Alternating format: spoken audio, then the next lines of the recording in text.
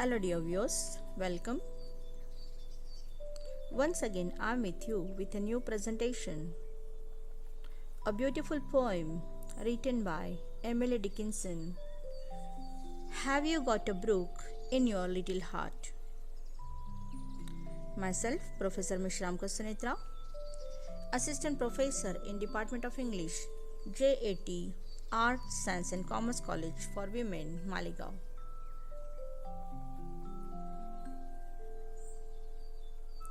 The poem Have You Got a Brook in Your Little Heart appeared in Emily Dickinson's collection of poems. It was written in 1859 and published in 1890. The poet lived much of her life in isolation.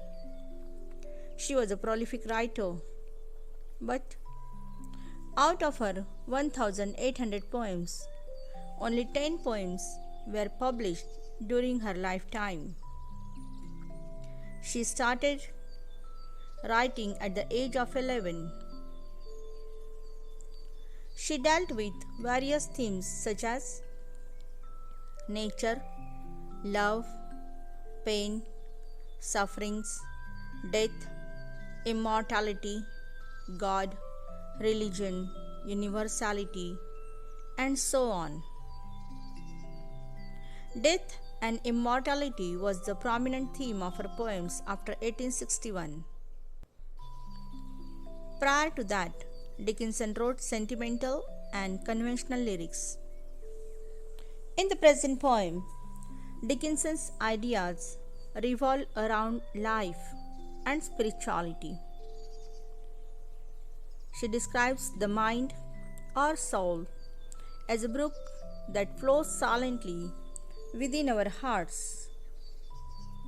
We need to take care of it.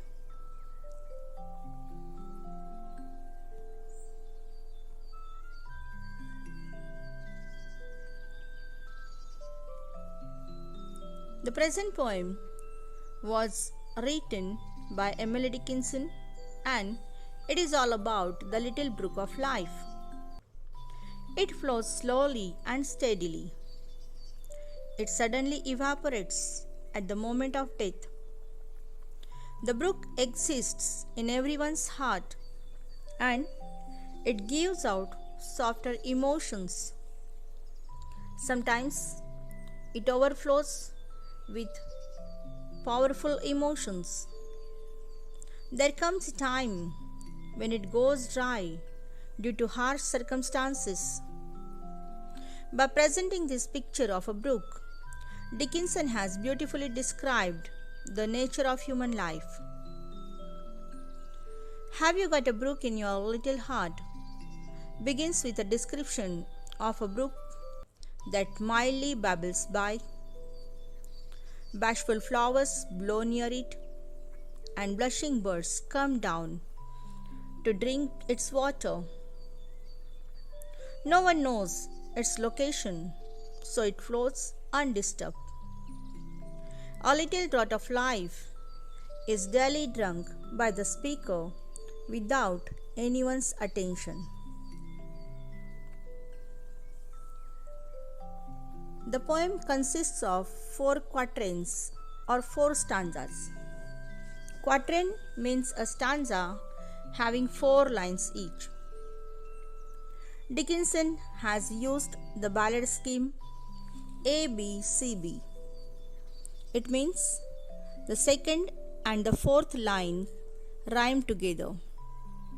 For example, in the first quatrain, blow rhymes with so, and in the last stanza, the word lie rhymes with dry. As far as the meter is concerned, it imitates the ballad meter. There is alternative use of iambic tetrameter and iambic trimeter. Now, we'll focus on the title.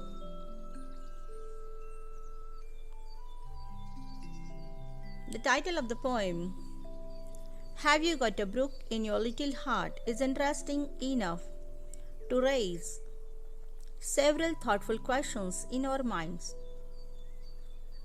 Firstly, what does this brook stand for?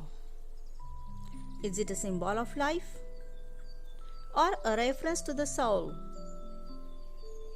To know the answer, one has to focus on the use of specific terms used in the poem. It can be a reference to either life or to the soul residing in our hearts.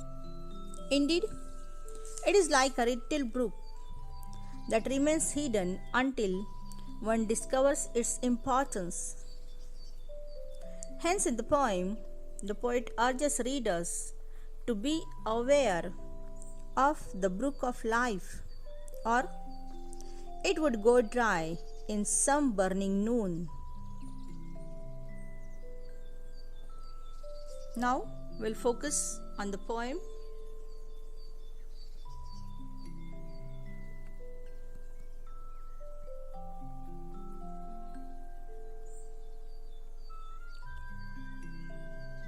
Have you got a brook in your little heart where bashful flowers blow and blushing birds go down to drink and shadows tremble so? Have you got a brook in your little heart?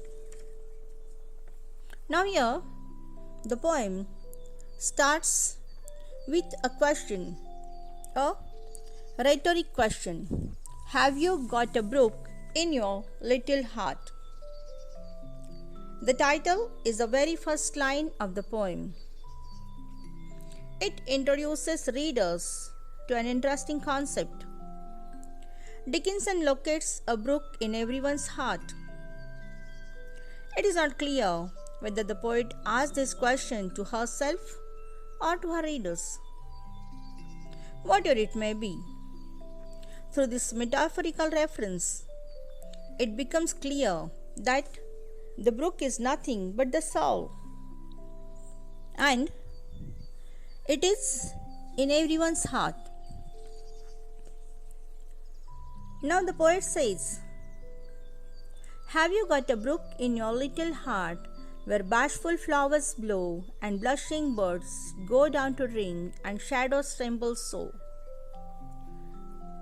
Now here the poet describes the bashful flowers, and these bashful flowers blow near the brook.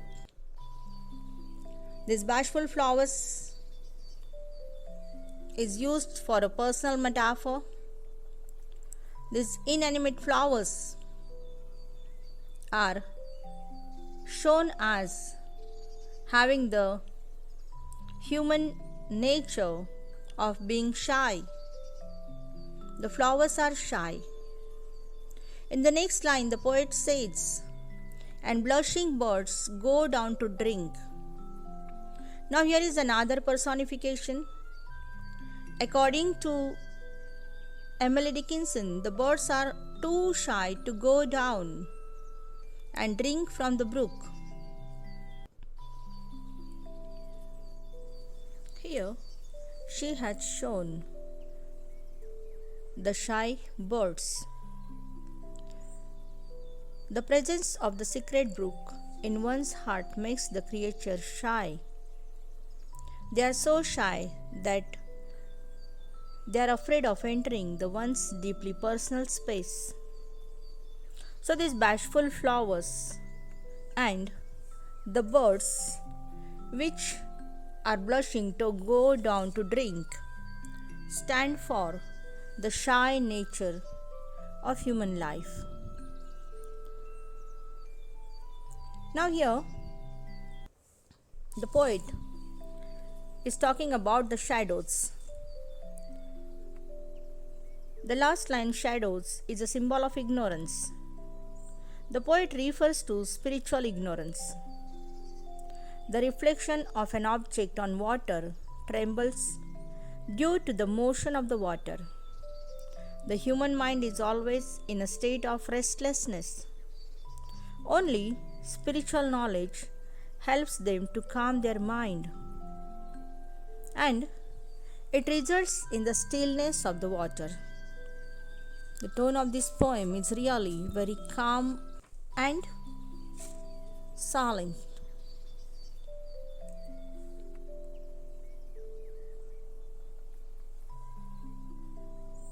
Now, in the next stanza, the poet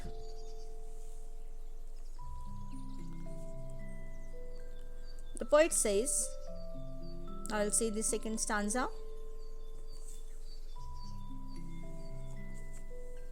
And nobody knows, so still it flows, that any brook is there, and yet your little draught of life is daily drunken there. Nobody knows the location of this brook. It is always there, yet it is difficult to notice the brook. The brook flows at its silent pace, and that's why no one can hear its sound or no one can notice its presence.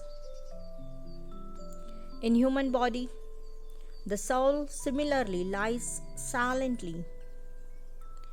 With deep self-knowledge, a person realizes the presence of this soul. Here, the poet has used very nice imagery. Now, the poet Dickinson says,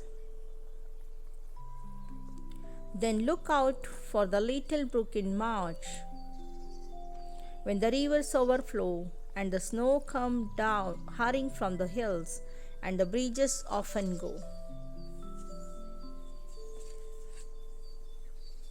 The poet talks about the drought and then overflowing the brook. The poet says that one drinks the draught of life, means one drinks from this river daily without even knowing the fact. It means that the soul is the source of the inspiration for living, and everyone takes a resource from this river unknowingly. The little draught of life act like a magical potion having the properties of healing and restoration. The brook heals our weary mind and it keeps our body alive. Now, in the third stanza, she is talking about the overflowing river. She is talking about the effect of seasonality. The brook she describes in the month of March. The brook, the way it looks in the month of March is different from the brook that it looks in other months. In spring season, snow starts to melt. The excessive water makes the rivers overflow. Now, in these lines, the poet uses visual imagery to depict the flow of the river. Dickinson has used kinesthetic imagery in order to depict the hurrying motion of the rivers. The snow coming down from the hills raises the water level, and as an effect, it goes above the bridge that was used for crossing the river in winter. And therefore she says, and the snow comes hurrying from the hills and the bridges often go. So here she talks about the effect of the season. Now, later on, she talks about the brook in the month of August. She says,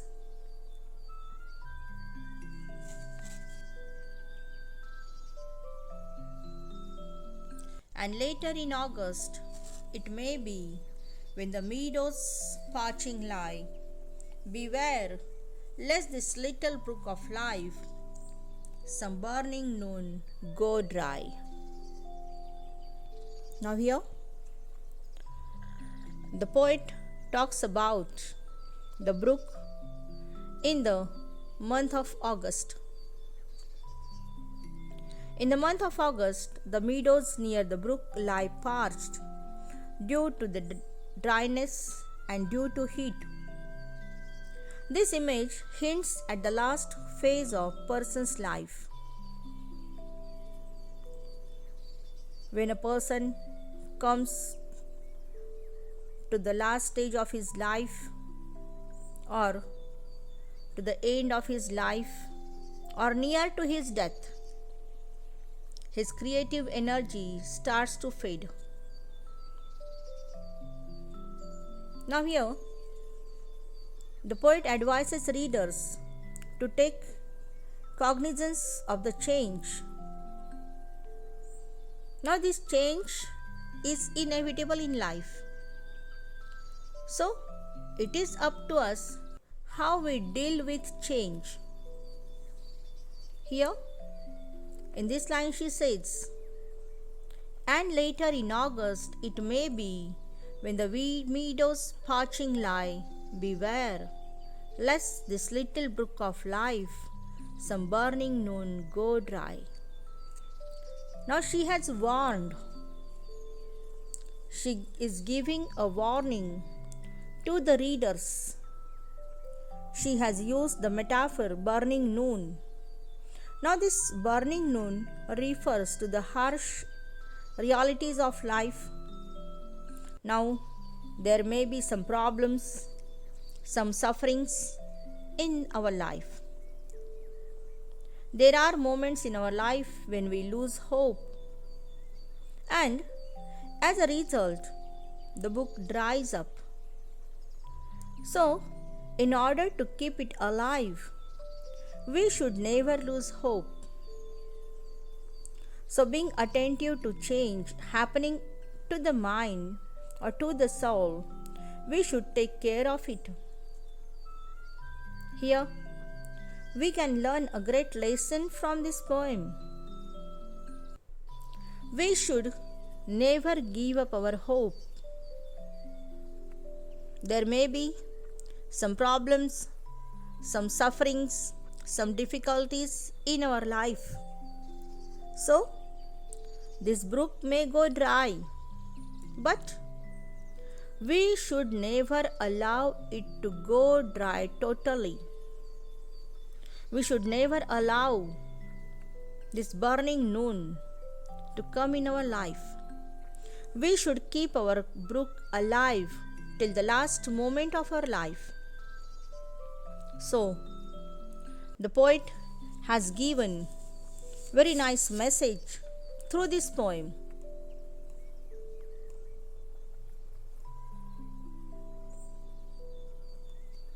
Here, in this poem, she talks about the brook of life. This poem is a short and poignant piece which explores the complexities of love and emotion. This present poem is written in the signature style of Emily Dickinson. She has used short lines, unconventional punctuation, and she has taken some other liberties, and it adds to the emotional impact to the poem. Now, here we can say that Emily Dickinson is known for her reclusive nature. This reclusive nature is reflected through this image of brook. Someone is sitting by the brook all alone. Emily Dickinson's poems deal with some topics such as death or love, compassion. We can say that her poems often deal with universal themes, And these universal themes and emotions continue to resonate with the readers even today.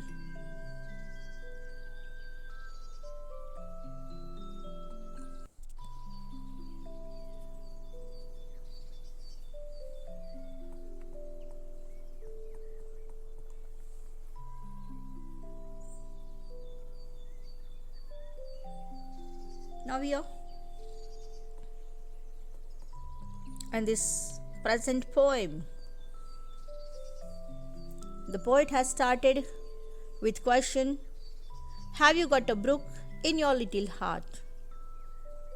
Now this metaphorical brook represents the poet's emotions and feelings. These emotions can be positive and negative. And we can say that external factors can influence these expressions. The poet is asking the listener to examine. Now here, these emotions represent the internal struggle between reason and internal feelings. The brook in the heart could be seen as a symbol of emotional self. The brook sings and dances within the speaker's heart. So this personification of the brook creates a sense of movement. It creates a sense of movement and life within the poem. These emotions are alive and active. The use of the word sing implies a sense of joy or happiness, because we know that singing is always associated with these emotions.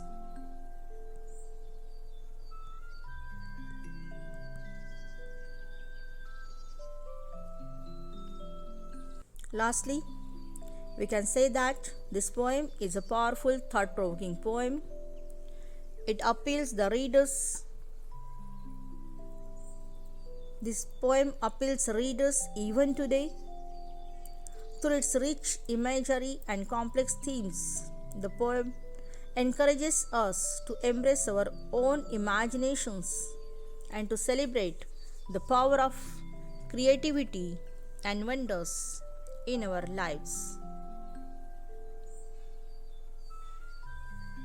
So, dear viewers, thank you for watching.